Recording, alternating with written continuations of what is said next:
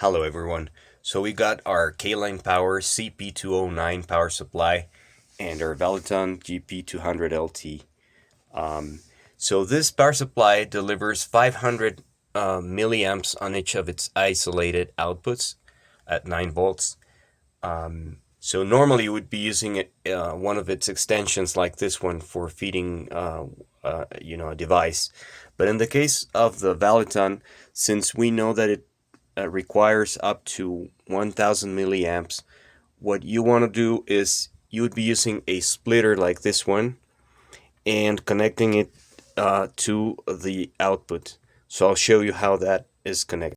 Alright, so I've plugged both ends of the splitter into the extension cord, and this is the one that we will be connecting here to the Valeton. So, and power comes up. And that's how you feed out of a 500 milliamp per output power supply to the Valeton. So there you have it.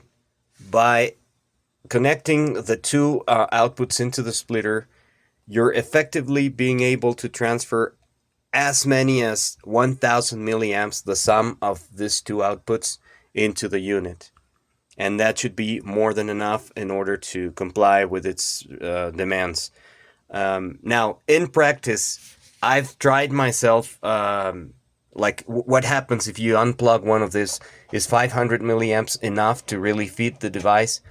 And the answer is yes. You can see that it's still running, but it's not recommended, right? Because there might be a situation in which this device might be requiring more than the, let's say, 300 milliamps that I've measured on my testing.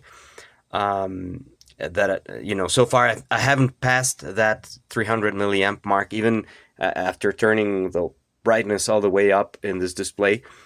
But it's not recommended, because if it's labeled for 1000 milliamps, it means that in certain situations it might require that much power, and you don't want this thing to fail on you on a gig, right? So preferably we stick always with the splitter option if your power supply is less than 1000 per output.